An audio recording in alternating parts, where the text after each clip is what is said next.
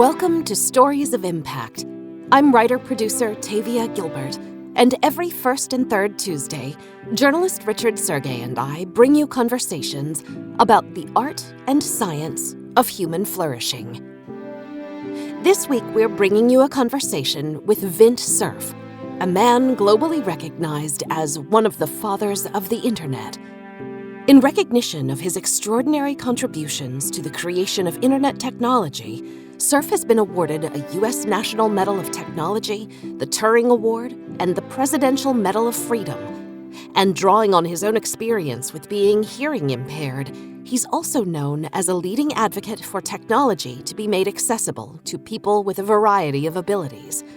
In fact, Cerf's consideration of how humans can use digital technology to flourish is a natural extension of his lifetime of work as an engineer. From the standpoint of science and technology and engineering, the important thing about flourishing is doing something that's practical and useful. In the science world, there's a step beyond that, and that's understanding and discovery, curiosity-driven research, where you may not have a pragmatic purpose, but you just want to know, how does it work? So the science and technology and engineering are partners in a kind of flourishing. It is the sense that I'm doing things that are productive and useful. Evidence of that is always helpful. If you're an engineer like I am, if you invent something or build it, it's very satisfying if someone else is actually using it to their advantage. And so for me, the sense that what I am doing is helping other people is a way of measuring flourishing. Part of human flourishing must be fulfilling your capabilities, for putting to work that capacity which you've been born with and have nurtured, this satisfying sense of contribution. That's all about flourishing. As one of the designers of the architecture of the Internet, Cerf's work has touched the lives of billions of people. But even with that larger-than-life impact, his point of view about how to create positive change in the world is rooted in one-on-one service. It doesn't necessarily have to be at scale.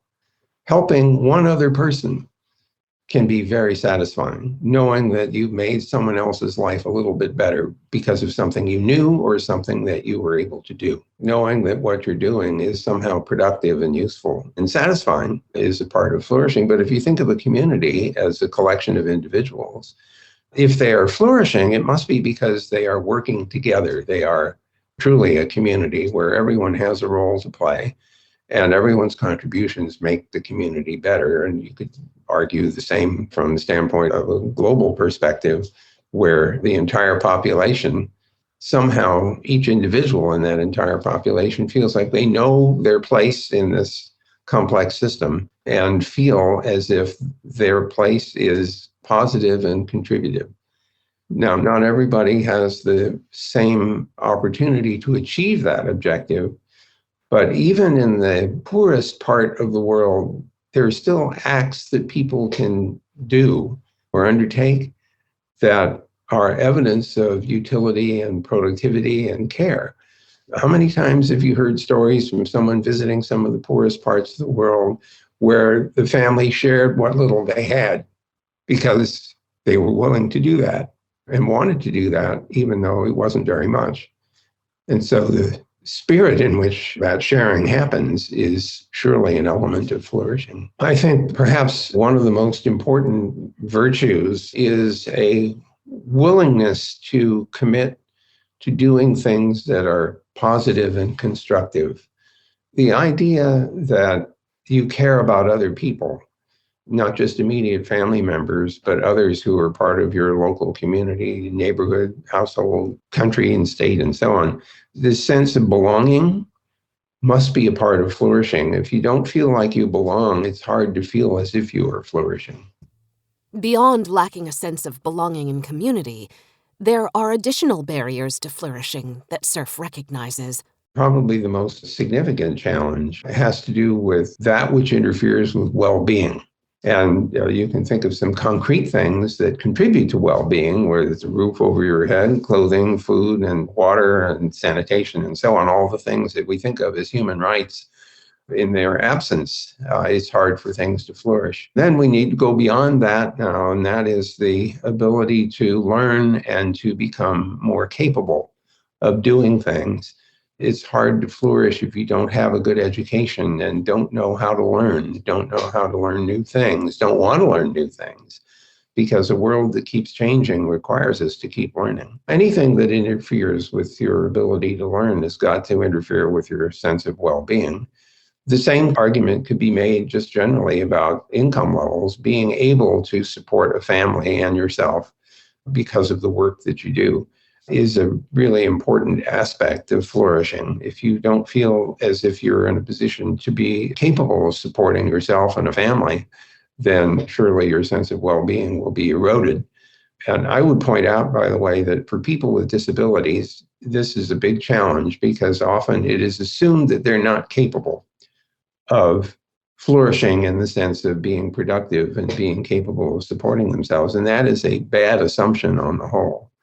And so that's an area where, generally speaking, our society could do a lot better than it has historically. I'm hearing impaired and wear hearing aids, and by good fortune, that has taken care of my hearing problem so I can function comfortably in a world of sound. But for many people with disabilities, employers often make the assumption, well, so-and-so is disabled, they can't do X or Y or Z.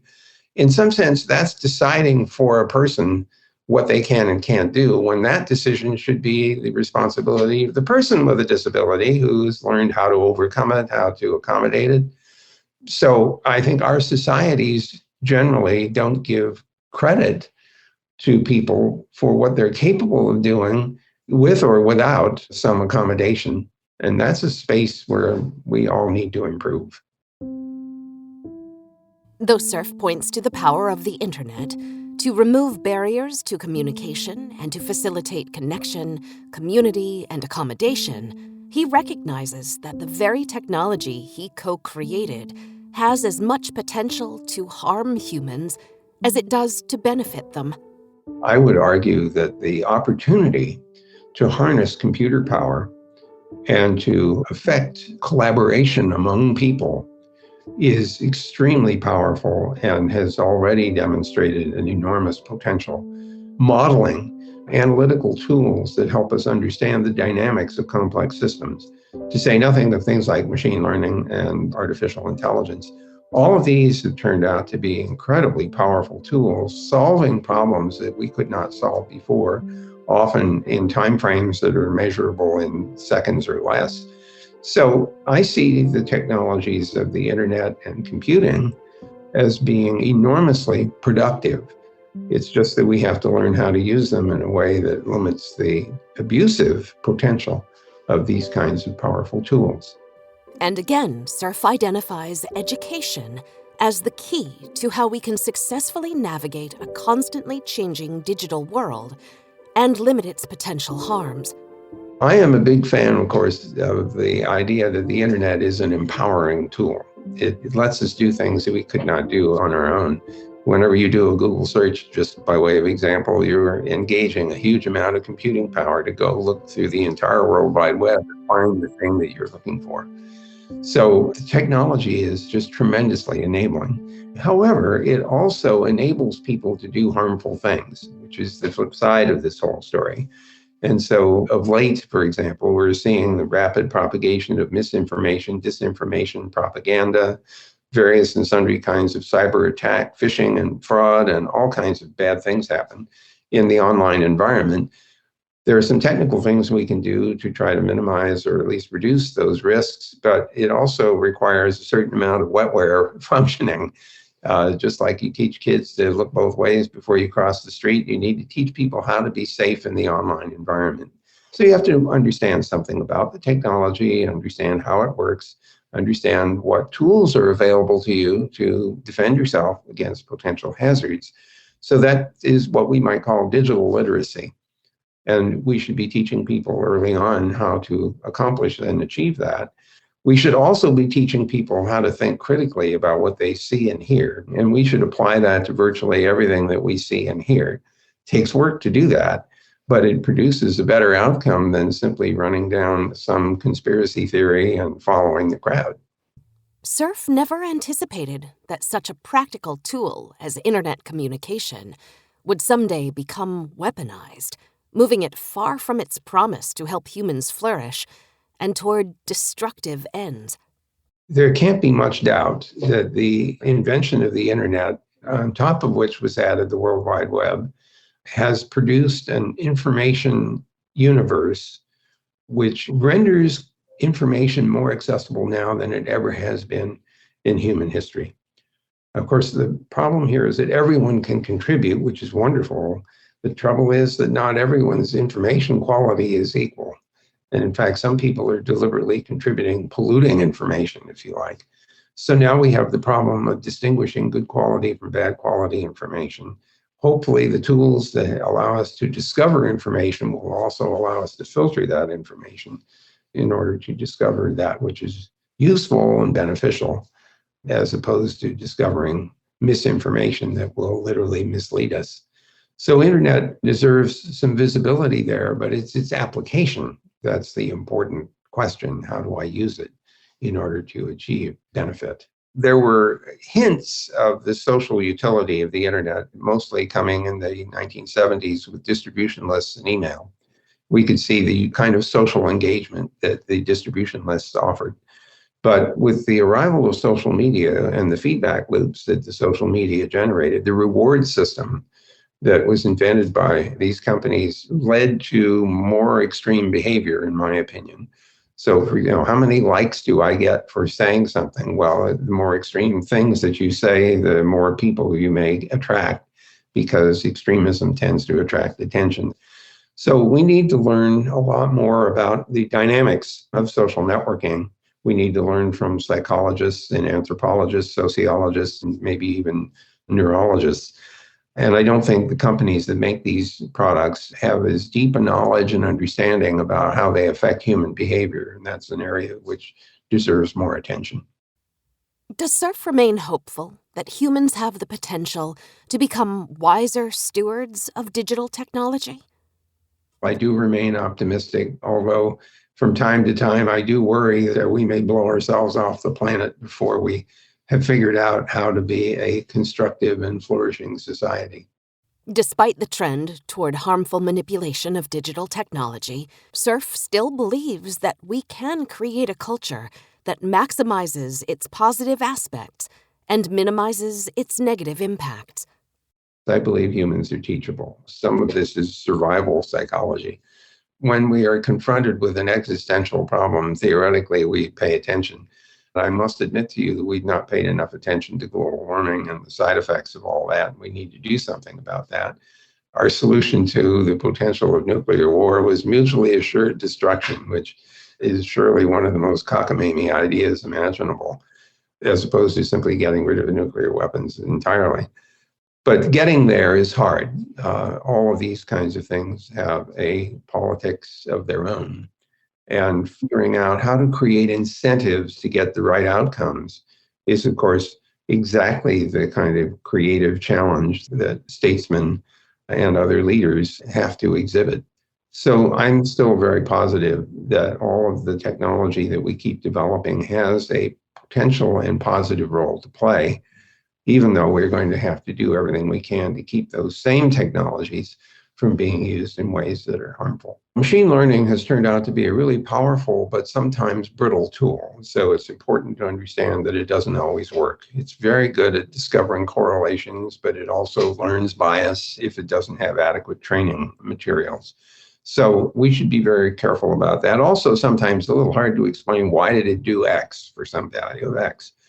Nonetheless, it's turned out to be an incredibly powerful tool for achieving certain kinds of things like language translation and self-driving cars. And the recent development of vaccines, for example, against the COVID-19 pandemic is partly attributable to science and technology that's been developed over the last 20 years, including things like gene editing and genetic sequencing. All of those things have been strikingly powerful and effective. So in looking towards the future, I see an increasing number of such computational tools coming along that will allow us to achieve in real time what we could not do in decades or centuries. So I see this tremendous possibility of using computational power to solve hard problems in the future. What kind of constructive outcomes does Cerf hope will result from that computational power? The green revolution in the 20th century that produced enormous amounts more food productivity than had been available in the past surely ranks as one of the most important results of the 20th century. And so now we have the next 21st century challenge, was to figure out how to use precision agriculture and different techniques, possibly even gene modification, in order to achieve the same kind of objective that we achieved in the 20th century, using fertilizers and some crossbreeding in order to increase crop yield. The same argument could be made for medicine, where we start talking about a digital twin of the human being. How can we model you sufficiently in detail so that when it comes time to diagnose a disease or to specify a treatment, we can specialize it for you and your physiology? Though such technological breakthroughs are awesome to contemplate, what non-digital tools can we use to problem solve? Cerf says that potential is about communication, both speaking and listening, and about humility. Salesmanship and articulation, the ability to explain what it is that you want to do, not necessarily exactly how to do it, but what outcome is desired, that's a really powerful and important skill to learn, something which I have repeatedly discovered over the years. The other thing is not to be afraid to hire or turn to people who are smarter than you are, because there's leverage in that. And so I've had many colleagues who are a lot smarter than I am, and I've benefited tremendously from all of their creativity and their help and their energy. So from the technical point of view, getting the opportunity to take an idea and push it to the point where it's executable, so to speak, and implementable, it works only if you figured out how to get help. I think probably the most important thing is to recognize that all humans have value and add value to our society. And we need to start on the assumption of good intent. If we start out on the presumption that people have good intent, we can begin a path towards flourishing writ large. And we just have to be prepared for the possibility that someone will demonstrate that they don't have good intent. And at that point, you have to put them into the category of avoid at all, at all costs. But I would not want to put people into that category from the get-go. And unfortunately, we see the kind of tribalism, if I could use that word, or polarization that assumes bad intent without any kind of interaction at all. And that's a sad observation about current society. Communication is essential for a society to flourish. And listening is the other half of speaking. If you can't listen, if you're too busy trying to figure out what you're going to say next, then you don't have conversation. And in the absence of conversation, you don't really have any ability to come to common ground. And so my view is that listening is an essential part, possibly the most essential part, of achieving safe and flourishing societies, that we must learn to listen to each other, even if we don't agree with a particular point of view. Until you've listened, you may not be able to properly analyze and respond to a point of view with which you don't agree. And so here we are. We must learn to listen to each other. We'll be back in 2 weeks for a conversation with another leader whose focus is on human flourishing, when we hear from Angela Duckworth, UPenn Professor of Psychology and founder and CEO of Character Lab. Here's a preview. We ought not romanticize adversity. We ought not say, poverty is great. Wouldn't it be wonderful if we all felt marginalized and left out of conversations? But adversity of all kinds is part of life. And if we don't have an attitude toward adversity that says, there's something that I will learn from this experience, even if I don't wish it upon myself or others, I know that it's part of life to have things happen that I don't want to happen.